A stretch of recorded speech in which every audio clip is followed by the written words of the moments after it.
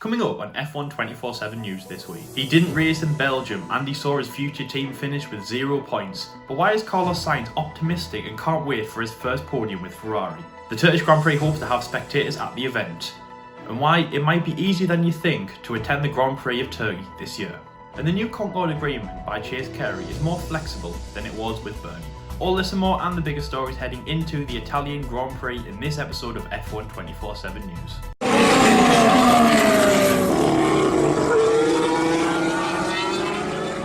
On Sunday, Carlos Sainz had an engine problem and didn't start the 44 laps of the Belgian Grand Prix. And you might have thought there's nothing worse than that. Well, Sebastian Vettel and Charles Leclerc in that SF1000 completed 44 laps of the Belgian Grand Prix and finished with the exact same points that Carlos Sainz did. A big fat 0. And that is what's worse. Carlos Sainz was sitting in the McLaren garage, disappointed on 2 occasions. Of course, firstly, not being able to do the race and hopefully get some good results for himself and the team in that McLaren. But secondly, watching his future team finish with terrible results. Now again, of course, it was maybe a little bit of a slump race for Scuderia Ferrari and maybe they'll rectify that for Italy. But from the results of 2020, it's no surprise that Ferrari and that SF1000 is just not strong enough. Not the best results for Ferrari, not the best results for Sebastian and Charles, and the Spaniard, who is hopefully going to a team that can push him to his title aspirations. It's not looking good for 2021. Now again, after the race, there was a lot of talk about Carlos Sainz. Was he regretting the move and was this the right decision for him? McLaren were definitely on the rise. Again, they've been having some good results in 2020. Go off Lando Norris's first podium in the first race in 2020. And then a handful of races earlier in the 2019 Brazilian Grand Prix, the penultimate round of last year, Carlos finished on the podium, a very, very well-deserved 3rd place and an incredible drive from the pit lane up to that position. Carlos might be looking on the dark side. He was talking to Matteo Binotto after the race about his Ferrari aspirations, and again, it might not be looking good for the Spaniard, but he's very optimistic as he has come out now and said that he is very excited for his first podium with Ferrari. Now you might be thinking that's definitely not going to happen next year. Very rarely it might not happen, and from what we saw at the Belgian Grand Prix, it might not happen for a very long time. Well, he kind of agrees. He sees that Ferrari might not be a title contender and not a good car in 2021. And he has stated that he is excited for his first podium in 2022. The regulation change in 2022, he is hoping will change a lot of the cars and basically make the car into a better title aspiration car. And he has the patience to wait until 2022 when he knows that the rule changes will favour Ferrari and he has a better chance of competing in that car. He told Sky Sports News, "I can wait 1 more year for sure. I haven't fought for a Formula 1 win or even a podium in 6 years. I can do another year without those. So I think you need to accept that 2021 is going to be a tough year for everyone. I think every team needs the rule change in 2022. Everyone needs a bit of a fresh start to try and trouble Mercedes because at the moment, even Ferrari or Red Bull, as you can see, are all just too far off. They, or Mercedes, are just doing a better job and we need to reconsider how we approach Formula 1 and what kind of team you want in order to have a chance." As part of the next phase of Sainz's career, he and Leclerc based themselves at Ferrari headquarters in Maranello so they can work closely in development of the car. "I think in the first year, when you're at a new team, it's very important to spend some extra hours there, and I think Matteo, the team principal of Ferrari, was extremely positive about that."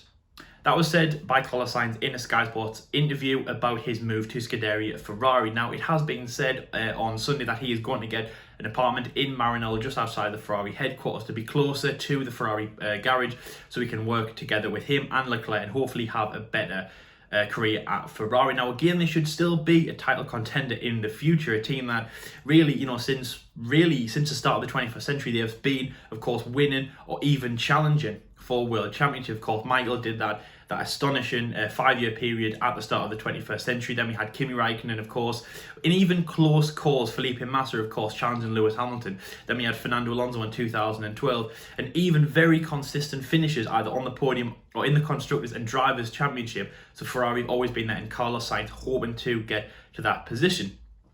But what makes him a strong driver in this position is he seems like a driver who is willing to wait a year and progress with the team and work with the team in their progressions to hopefully have a good 2021, but also work for a better future, a better 2022, and a better rule change as well. And as he's just said there, he's hoping that the rule changes can be capitalised by Ferrari in the future.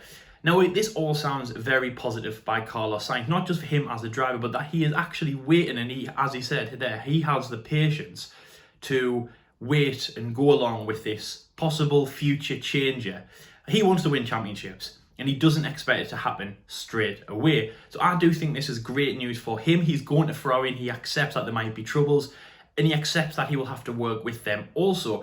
As I said, we've seen after the Belgian Grand Prix that Ferrari are definitely a laughingstock around the paddock, you can say. Even results such as Scuderia when they crashed into each other. And through the season, we've seen Sebastian Vettel go out in Q2, and we've seen bad results. And ergo, when Charles Leclerc was happy about finishing in P4, which is not a good position, or not a challenging, podium position or anything like that. It's not a great year for Ferrari. But Carlos sounds like he is giving the team a chance. He will work well with Charles Leclerc next year, and hopefully in 2022 they will have a better season. So what do you think about Charles Leclerc? Do you think this is good news that as he is waiting another year, he has the patience, and from what he said there, he hasn't challenged in 6 years, that he is willing to wait another year with possibly out podiums, but still better results than the McLaren. But even though McLaren are definitely catching up, and of course with the McLaren engine in 2021, do you think that Carlos waiting another year with Ferrari and making it more of a progressive year is helping in the long run? Let us know in the comment section down below. But it does sound good news for Carlos. And as I say there, made worse that he didn't do the race. He saw this all progress from the pit lane. 44 laps of just, I don't know what's happening there. He won't have been happy seeing that Ferrari in those 0 point positions. But let me know what you think about Carlos Sainz. But I do think it is good news. We do hope that the Spaniard has a good year for next year, but it's all on 2022 for him. And as I say, he's very excited and very opportunistic for his first podium with the Italian team. One of the big things in 2020 is when fans are going to be allowed back into the grandstands in Formula 1. It's been a big talking point, not just for F1, not just for motorsport, but of course all the leagues all around the world. The Premier League season is hoping to have fans back in October, and many sports around the world have started to have fans back, even smaller fans in different bubbles, sitting away from each other. But we're definitely in this talkative stage where we are getting fans back. The latest round of the Indy 500, which was shown on Sky Sports just last Sunday, had fans in attendance. We are hoping to get fans back into Formula 1 very, very soon.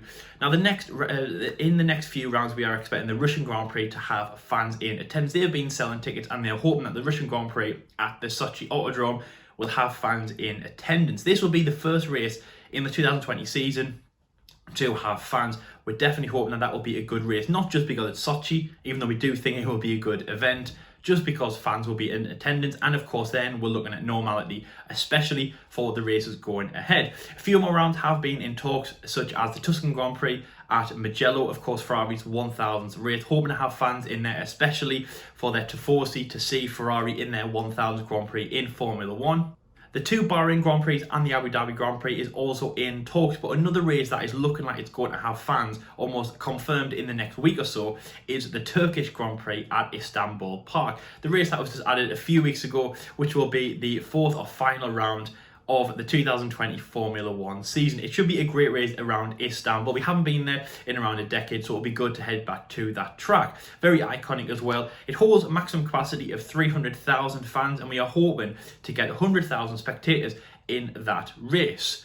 But what might also be appealing to you, or possibly not you if you're not from Turkey, as international travel is still not happening, borders are still shut, so again, the chance of you attending the race might not be there, a bit like Sochi.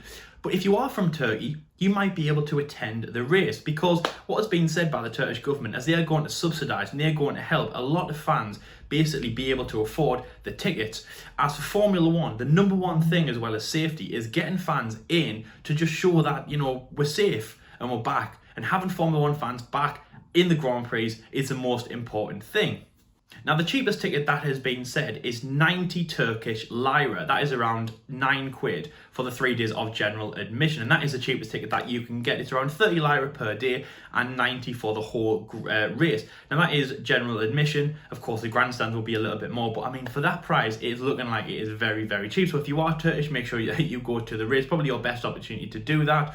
But nevertheless, it is good to have fans back. As I say, those races that I've just said there, so the Tuscan Grand Prix, the Turkish Grand Prix, the 2 Bahrain Grand Prix and the Abu Dhabi Grand Prix are set to have fans. The Sochi Grand Prix in Russia, the Russian Grand Prix, is almost set to have fans at the event, and of course that is around 3 races time, so that should be a good one to see.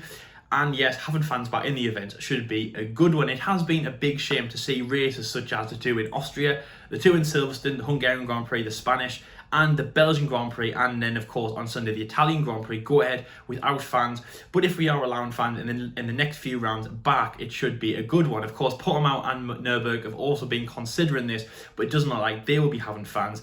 But Istanbul is the next one to be in talks, along with Mugello, the Bahrain Grand Prix and Abu Dhabi. We hope that we can get fans back very, very soon. It's good to have this back on the card, and for that price, for 90 Turkish lira, it should be a cheap one. So if you're Turkish, make sure that you go and head to the race.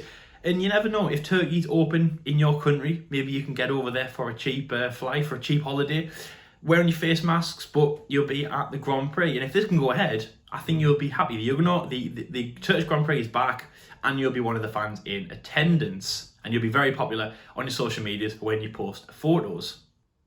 The Concorde Agreement has been talked about in Formula 1 for the past few weeks. It's been running for about 30 years, and it is a contract that all the teams in Formula 1 sign, along with the FIA, the FOM, and the managing director of Formula 1, whether that be Bernie Ecclestone and of course now Chase Carey, where it basically binds everyone together in Formula 1 to make a partnership and basically keep Formula 1 running for the future. Now, this is a new 5-year deal set until 2025. Now, there's been a lot of talk about the comparisons between Chase Carey and Bernie Ecclestone, or Bernie Ecclestone and Liberty Media, should I say, their Concorde agreements. Bernie had a bit more of a tight ship around that, but CEO Chase Carey has now introduced the exit strategy, and an easier way for teams to get out of the Concorde agreement and better ways to negotiate a contract if they want to leave Formula 1 for the future.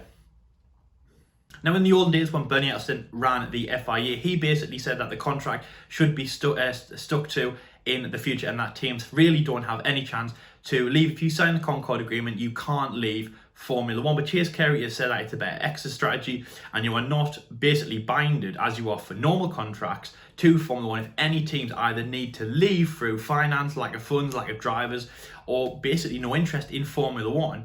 It also helps teams in the future. For example, if what happened in Melbourne, where of course McLaren didn't race because of the team personnel contracting coronavirus, if that does happen in the future, it's a better way to manage that around this. So Chase Carey says this will be a better way for Formula 1 to basically evolve. As more teams have more freedom in the agreement, they, of course, signing the Concorde agreement, they had more freedom when they were talking about negotiations and agreements in Formula 1 in terms of prize money and how the FIA and the FOM is ran. But this basically means that they have more power and more say and more freedom in terms of if they need to leave Formula 1 and how the contract is ran.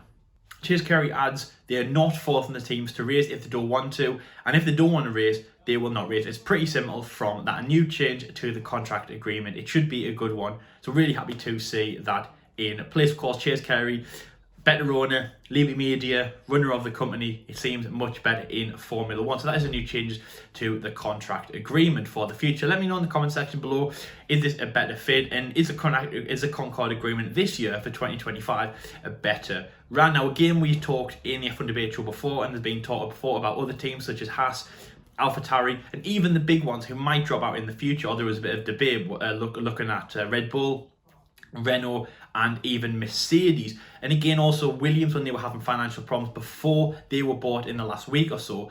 Was this a worry for the teams, especially if they couldn't stay in Formula 1? Because the old Concorde agreement would say that they would have to race for the length of the contract.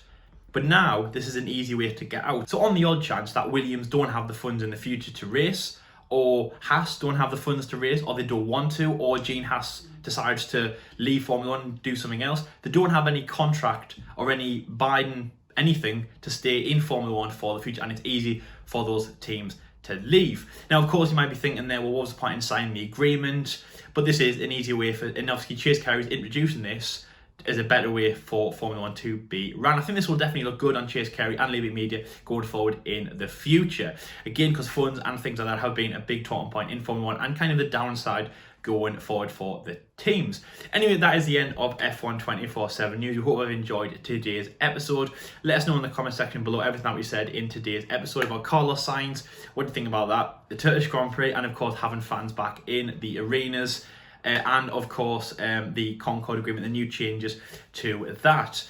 If you're new to the channel, please like and subscribe. We have so much more content coming your way in the future. If you are new, please hit the subscribe and the notification bell to be notified every time that we upload a video. We have some very special content coming your way in the next few days and the next few weeks. A very special interview coming on Friday, which should be a good one. No spoilers about that. It will come out on Friday morning on Twitter, and then obviously the big event on the Friday evening.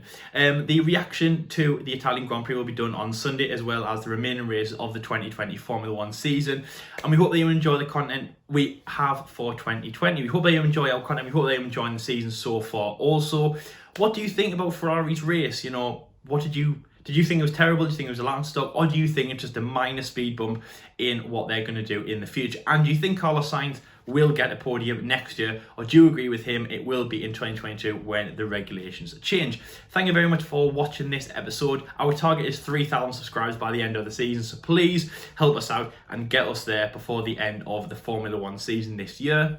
Thank you very much for watching this episode. And until next time, guys, we'll see you later.